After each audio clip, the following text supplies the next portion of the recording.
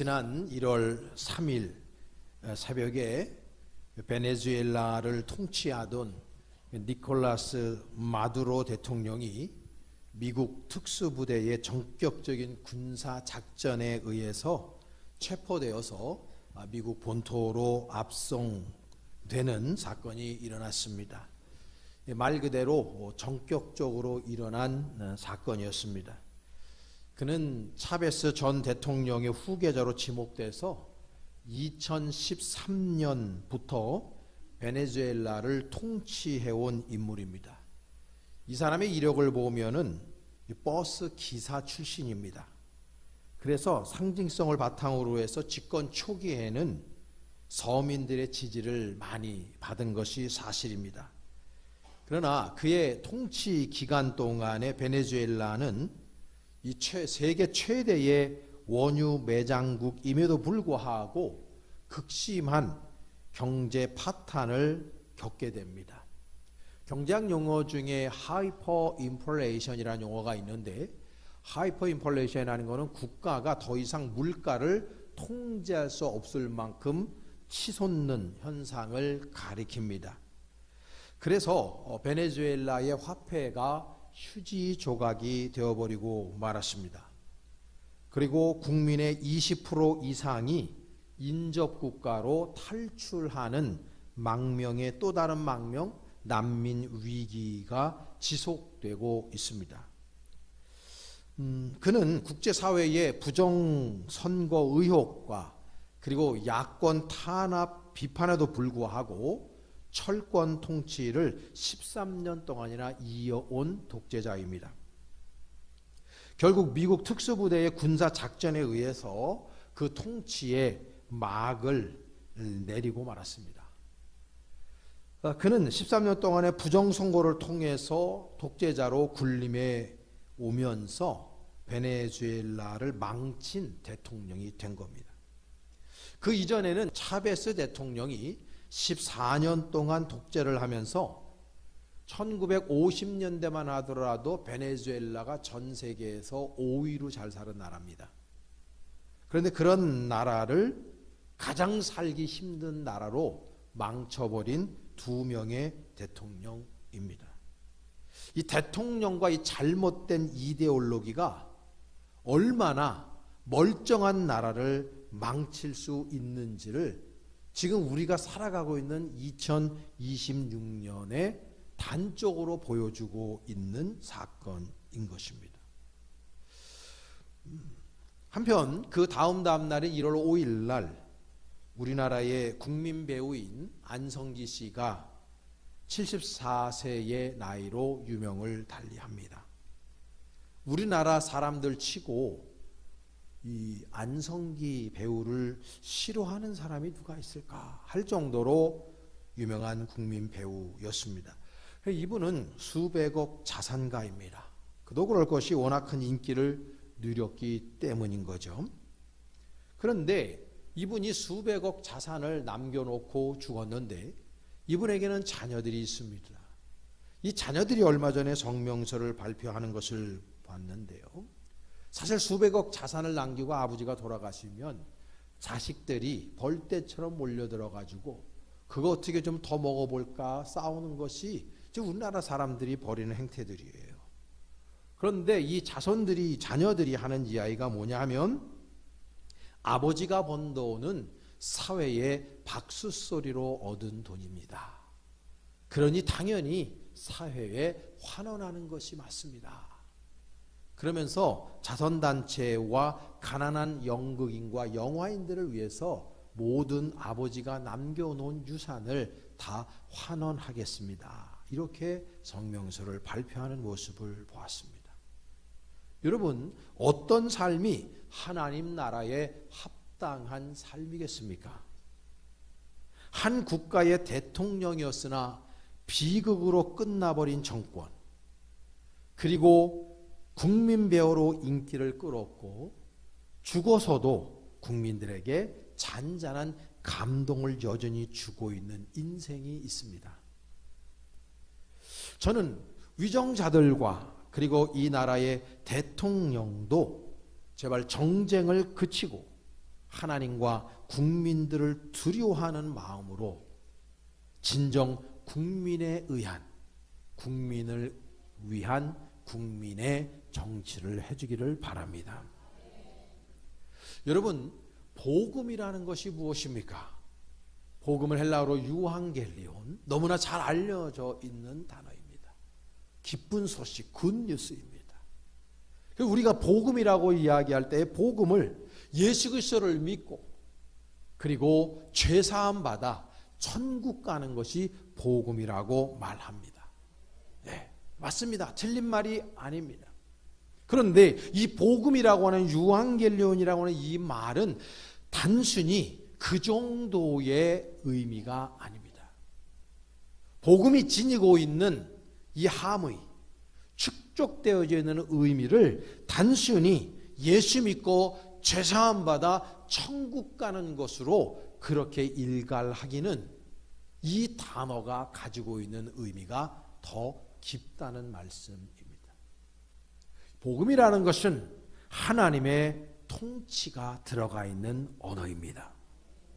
하나님의 나라가 이 땅에 도래하고 그리고 그리스도의 완전한 통치가 임한 상태, 그게 바로 복음이 의미하는 가장 중요한 뜻인 것입니다. 여러분, 복음이 단순히 개인 구원이라고 하는 문턱에만 머무르게 될 때 지극히 개인적이고 내세 지향적인 소극적인 행위로 축소돼 버리고 맙니다. 즉 신앙과 삶의 분리를 낳게 되는 겁니다. 이것은 바로 영지주의적인 사고 구조 때문에 그런 것입니다.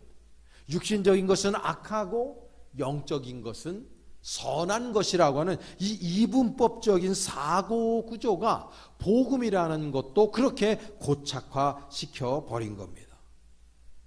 이 복음은 죄사함과 개인의 구원을 넘어서 하나님의 나라 그리고 하나님의 임재, 더 나아가서 하나님의 통치를 인정하는 행위가 바로 복음의 행위인 것입니다.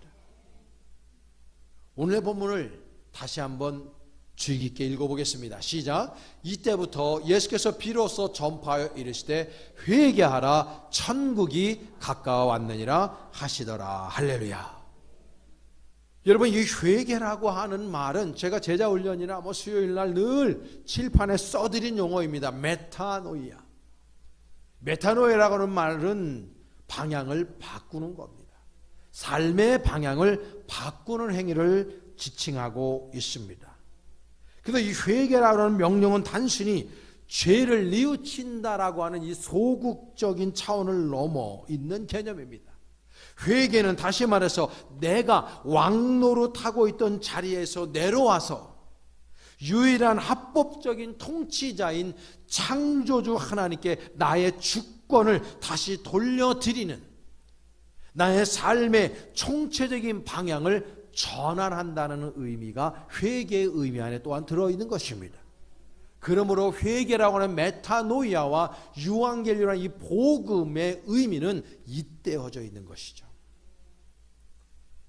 예수님께서 선포하신 복음의 핵심은 아담이 상실한 하나님 나라의 통치권을 왕이신 하나님, 바로 그분께서 친히 회복해 주시려 오셨다라고 하는 선언이고 선포인 것입니다. 그래서 예수 그리스도의 공생애의 일성이 바로 회개하라 천국이 가까워 왔느니라 라고 선포하시게 되는 겁니다. 여러분, 예수님께서 이 땅에 말구유로 오시는 그 순간에 하나님의 다스림과 하나님의 통치가 이미 already 이 땅에 임재하기 시작한 것입니다. 그러나 그분의 그 모든 구원은 완전히 완성되지는 않았기에 already 이미 하나님의 통치가 이 안에 들어오셨지만, 세상 안에 들어오셨지만 아직 not yet 완성되지는 않게 된 것입니다. 그 완성이 언제 되느냐? 예수님의 재림 때에 완성이 되는 것입니다. 이 땅은 여전히 망할 것이다. 이 땅은 여전히 이 육신은 썩어질 것이다 라고 하면서 우리가 치부해버리면서 이 복음의 그 제한을 두고 한계를 두면서 복음을 단순히 나 자신의 개인의 구원으로만 보면 안 된다는 이유가 거기에 있는 것입니다.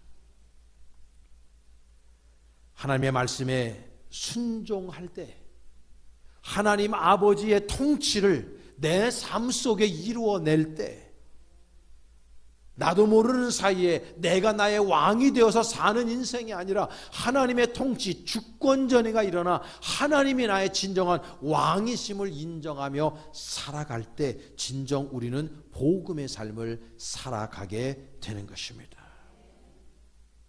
그러나 여러분, 하나님의 통치가 내 안에 이루어졌으나 이 세상은 여전히 악한 세상, 악한 사단마귀가 다스리고 있는 세상이기 때문에 내가 복음의 능력 안에 복음으로 살아가려고 노력하다 보면 너무나도 당연하게 이 세상과 충돌을 일으키게 되어져 있습니다.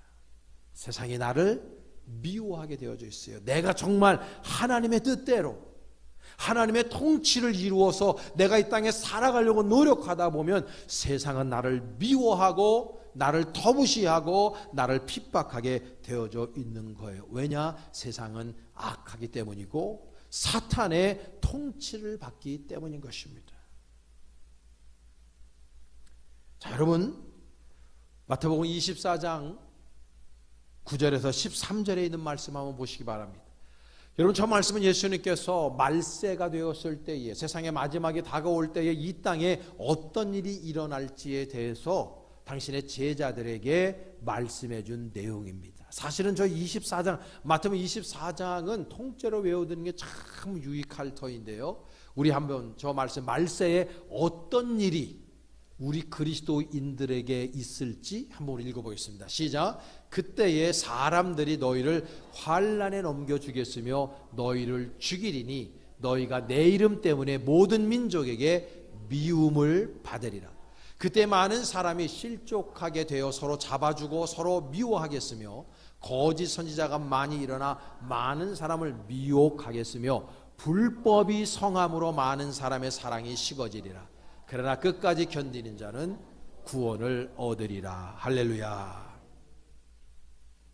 여러분, 지금 진정 우리가 이 땅에서 예수 그리스도의 통치, 하나님의 통치를 받아들이고 내가 왕자에서 내려와 나의 진정한 왕 되심을, 하나님이 되심을 인정하고 예수 그리스도를 나의 진정한 구세주로 영접하며 사는 사람들에게 일어나는 일이에요. 환난으로 너희를 넘겨주겠으며 너희를 죽이겠다는 거예요. 여러분, 베네수엘라가 그 짓을 했습니다. 거의 30년 동안. 여러분, 우리나라의 레거시 미디어가 다 지금 언론의 통제를 받고 있기 때문에 우리나라의 레거시 미디어는 방송하지 않습니다. 영어를 좀 하거나 국제정세를 좀 관심을 갖고 있는 분들은 유튜브 내지는 실제적인 미국의 방송 매체를 보게 되면, 여러분, 요 근래에 베네수엘에서 일어난 그 일, 여러분, 길거리로 사람들이 쏟아져 나와서 우리식으로 한 만세 삼창을 부르는 모습을 실시간으로 전 세계 타전이 됐습니다. 여러분 모르겠지만 베네수엘라에서 어떤 일이 있었냐면 목사님들 500명을 잡아서 감옥에다 가둬 쳐넣어버렸습니다. 그분들이 이번에 다 풀려났습니다. 여러분, 그 목사님들, 이 베네수엘라는 기독교 국가입니다. 그 목사님들이 왜 감옥에 갇혔겠습니까? 그 정권이 왜 그 목사님들을 감옥에 가뒀겠습니까, 여러분? 자신들이 원하지 않는 이야기를 하고 있었기 때문입니다. 그 수많은 목사님들이 하나님의 말씀을 근거로 해서 그 시대의 정치를 비판했기 때문입니다. 지금 우리나라에서 버젓이 일어나고 있는 것과 비슷하지 않습니까? 하나님의 메시지를 올곧게 증거하는 사람들, 그런 목사님들을 잡아서 쳐놓고 그런 교회들을 핍박합니다. 사회주의로 가는 길목에 있는 나라들에서 나타나는 특징들이고 환율이 치솟습니다. 우리 교회는 한 분도 지금 독일로 잠깐 회사 일 때문에 가게 되는데 어제 밥을 먹어 그런 얘기를 해요. 목사님, 유로화가 너무 비싸져가지고 큰일 났습니다. 지금 우리나라도 환율이 1,500원을 육박하고 있습니다. 여러분, 그 이유는 무엇이냐면은 우리나라 돈의 가치가 그만큼 없어지는 거예요. 제가 30년 전에, 딱 30년 전에 터키를 방문한 적이 있습니다. 그때 터키에 갔을 때에 정말 제가 두 눈 뜨고 본 목격한 사실이 뭐냐, 걔는 리라라고 하는데요. 그 리라를 말이죠, 우리식으로 하면 니역과에다가 돈을 싸질머지고 니역 거를 끌고 가는 장면들이 곳곳에서 목격이 됩니다. 그럼 그렇게 많은 우리나라 돈으로 하면 수십억 원이에요. 근데 그 돈을 가지고 가봐야 빵 한 조각 산다 그랬어요. 제 눈으로 직접 목격한 겁니다. 그 예전에 터키가 그 하이퍼 인플레이션을 겪으면서 결국 그런 지경까지 이르렀던 때가 있었어요. 사랑하는 여러분, 지금 이 시대에 진정 복음이 필요한 이유가 무엇인가? 정치, 경제, 사회, 문화가 썩어 문드러졌습니다. 우리나라도 말이죠. 왜 그렇습니까? 하나님의 통치를 사람들이 인정하지 않고 기독교인들마저도 썩어 문드러져 있기 때문인 것입니다. 복음이 무엇인지를 모르기 때문인 것입니다. 복음을 방치하고 복음에 대해서 온전히 우리 그리스도인들이 깨닫지 못한 결과를 우리가 지금 목도하고 있는 것입니다. 가정에서는 어떻습니까? 부모의 신앙교육 전수하지 않았어요. 아버지는 장로고 목사고 권사고 집사고 교회에서는 신앙생활 잘하는 분으로 여겨지는데 그 목사, 장로, 권사, 집사의 자녀들에게 그분들이 하나님의 말씀을 전수하지 않았어요. 복음을 전수하지 않고 가르치지 않았어요. 그러니까 직분자들의 자녀들이 교회 나오지 않아요. 교회 떠나요. 나오더라도 억지로 나와요. 그리고 세속적인 성공을 가르쳤어요. 그리고 미디어에게 우리들의 자녀를 맡겨버렸어요. 여러분, 지금 미디어가 어떤 상태입니까? 다 사탄 마구의 도구로 전락해버렸어요. 애나 어른이나 미디어의 노예가 되어져 있고 구글이나 페이스북이 주는 사상을 먹고 살고 있어요. 다 타락한 건데 말이죠. 거기에 하나님 아버지가 어디에 있습니까? 예수가 어디에 있습니까? 전 챗GPT를 즐겨 사용합니다. 챗GPT나 제미나이한테 묻습니다. 제가 일부러 물어요. 기독교적인 내용을 물어요. 나는 목사야. 내 직분을 밝히고 묻습니다. 너는 하나님이 있다고 생각해? 하나님이 세상을 창조했다고 생각해? 물어보면 챗GPT나 제미나이가 뭐라고 대답하시나 아십니까? 나는 그런 것에 대해서 대답하게 만들어지지 않았다고. 누가 그 사상을 집어넣어줬습니까? 여러분, 경제 영역에서는 청지기 사명을 가지고 살아야 되는데, 물질의 주인이 하나님임을 가르쳐야 되는데, 그리스도인들마저도 만몬주의, 여기에 빠져들어서 자녀들에게 가르칩니다. 돈 많이 벌어야 돼. 돈이 최고야. 돈 없으면 사랑을 못 받고 그리고 대우를 받지 못해 라고 하면서 경제적인 것, 모든 것들을 다 사탄막에 넘겨준 꼴이 되어버린 것입니다. 완전히 돈을 왕으로 모시는 가정, 그리스도인 가정이 너무 많아요. 여러분, 정치와 사회 영역은 어떻습니까?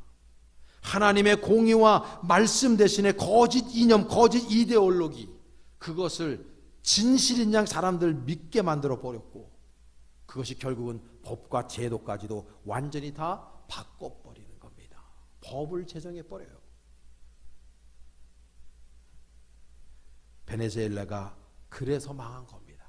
아르헨티나가 오래전에 그래서 망한 겁니다.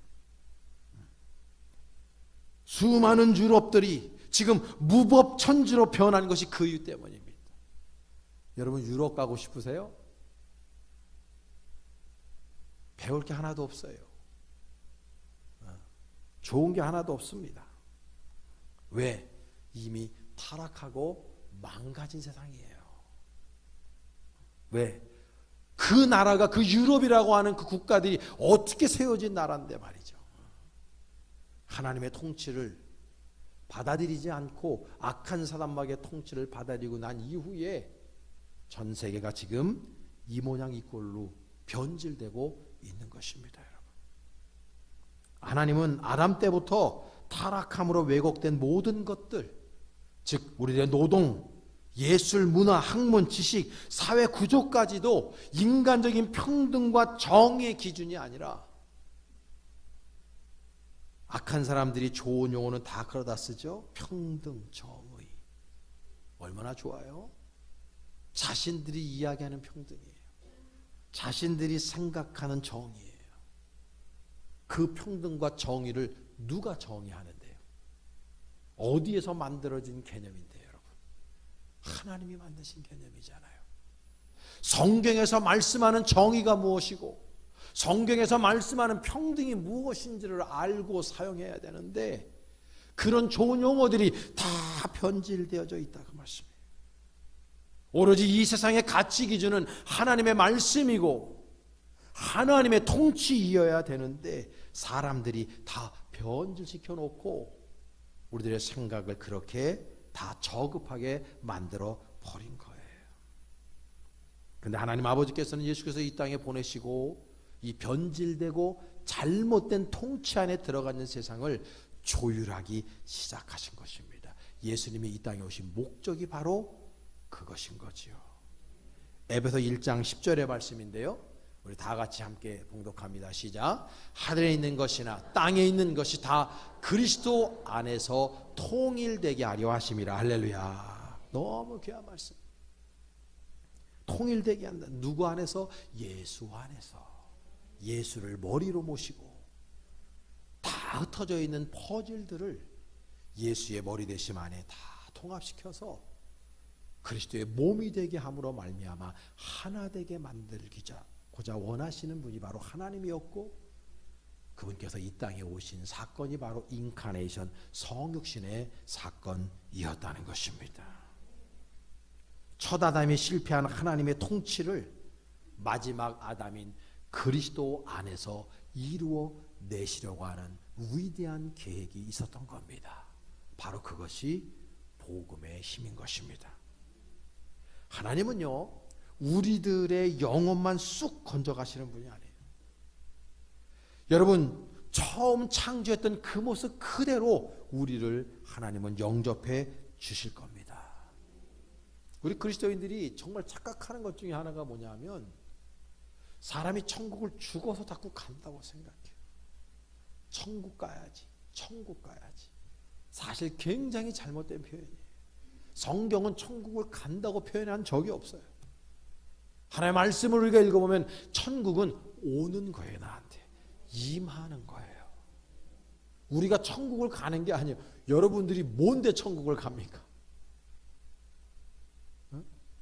나 미국 갈래. 그러면 여러분 그냥 가면서 미국 가려면 미국 갑니까? 돈 지불해야죠. 비행기 타야죠. 비자 내야죠. 중간에 그 무엇이 있어요. 그냥 가는 게 아니에요. 여러분 내가 천국 간다고 천국 가고 싶어 천국 가는 게 아니에요. 나한테 무슨 의지가 있고 나한테 무슨 권한이 있고 무슨 권력이 있고 무슨 힘이 있어서 내가 천국 갑니까? 여러분 구원파 이런 사람 다 이단 이유가 뭐예요? 지가 뭔데 난 몇 월 며칠 날 구원받았어. 지가 뭔데 구원받아요? 그 구원을 누가 주는데? 말도 안 되는 소리들을 하는 거예요. 천국을 내가 뭐라고 갑니까? 하나님의 은혜가 아니면 갈 수가 없는 거예요. 하나님이 나를 천국으로 영접해 주시는 거지. 그러니까 천국은 오는 세상이지 가는 세상이 아닌 거예요. 여러분 요한계시록 21장 1절의 말씀 우리 다 같이 한번 읽어봅니다. 시작. 또 내가 새 하늘과 새 땅을 보니 처음 하늘과 처음 땅이 없어졌고 바다도 다시 있지 않더라. 아멘. 여러분 저 말씀에 뭐라고 되어 있습니까? 새 하늘과 새 땅이라고 표현하고 있어요. 여러분 우리가 가야 될 천국은요 우리 어떤 새로운 장소 이 지구라고 하는 이 별 혹성을 넘어서는 어느 장소로 가는 게 아니에요. 여러분, 우리가 살고 있는, 발 디디고 있는 지금 이 땅을 하나님 아버지께서 새롭게 만들어 주시는 겁니다. 사실 새로운 것도 아니에요. 왜냐하면 원래 하나님 아버지께서 창조하실 때 그 땅으로 다시 회귀하는 거예요. 독일 말의 신학적인 용어로 엔트자이트는 우어자이트다. 엔트자이트, 종말은 우어자이트, 태초로의 회귀다, 이런 의미예요. 그 구원이라고 하는 것은 다른 것이 아니라 우리가 다른 어떤 장소로 가는 것이 아니라 바로 이 땅을 하나님 아버지께서 회복시키시는 거예요. 창조 시에 그 땅으로 회복시켜 주시는 것이고, 우리의 몸과 마음과 영혼도 부활체를 입는다는 의미는 바로 첫 인간인 아담을 통해서 죄가 들어오므로 말미암아 변질되고 타락한 이 몸과 이 사상과 이 영혼을 예수 그리스도의 은혜 가운데에 다시금 원래의 상태로 회복해 주시는 것을 바로 부활체를 입는다고 표현하고 있는 것입니다. 그래서 예수님께서 뭐예요? 부활의 첫 열매가 되셨다 표현하고 있는 거예요. 사랑하는 여러분, 복음이라는 것이 무엇인가? 단순히 여러분 영지주의 서구 문화에 따라서 이분법적인 논리로 우리가 영혼 구원이라고 하는 그 작은 개념으로, 너무 중요한 개념이지만 아주 편협하게 작은 개념으로만 복음을 생각하셔서는 아니 된다는 거예요. 복음은 여러분 하나님의 통치를 저와 여러분의 전 인격 안에, 여러분들과 저의 삶 안에 받아들이는 행위를 복음이라고 말씀하고 있는 거예요. 그 복음을 온전히 내 마음 안에 품고 하나님의 통치를, 예수 그리스도의 진정한 주격을 인정하면서 살아갈 때 그 복음이 저와 여러분들을 살립니다. 그 복음이 이 세상을 살리는 겁니다. 그럼 여러분, 단순히 내가 예수 잘 믿어서 내가 저 하늘나라에 가는 그런 개념이 복음이 아니라 이제 오늘 이 순간에 그 복음의 개념을 바꾸시고 구원의 개념을 바꾸시고, 여러분 복음이라고 하는 것은 하나님의 통치, 나의 진정한 법적인 진정한 왕이 누구신가? 그동안의 물질이 왕이고 나 자신이 나의 왕으로 등극되어 있다면 그 왕자를 하나님 아버지 앞에 내어드리고 하나님으로 하여금 나를 통치하게 만들어 드리는 행위, 그게 바로 복음의 행위인 것입니다. 그 복음을 내가 올곧게 내 마음과 내 삶 속에 받아들이고 하나님의 통치 안에 살아갈 때 여러분들의 몸에서는 그리스도의 향기가 드러나게 되고 여러분들 이 땅에서 그리스도의 편지로 살아갈 수가 있는 것입니다. 여러분 복음을 소유한 자들입니다. 예수를 저와 여러분들의 진정한 왕 되심으로 인정하고 하나님의 통치를 받아들이심으로 말미암아 여러분들이 살아가는 그 삶의 자리에서 진정한 예수 제자다운 삶을 여러분들이 살아내시고 그런 몸짓들이 모여서 이 나라가 더 하나님의 통치 안으로 들어가는 나라가 될 것이고, 정치인들뿐만 아니라 각기각층에 있는 모든 사람들을 정신 차리게 할 것이고, 올곧은 하나님의 나라를 이 땅에 임하게 될 때 바로 여기가 우리가 현실에 살아가는 천국이 될 줄로 믿습니다. 저와 여러분들의 삶 속에 진정한 복음이 여러분들의 마음판에 새겨질 수 있기를 간절히 축복합니다. 기도하시겠습니다.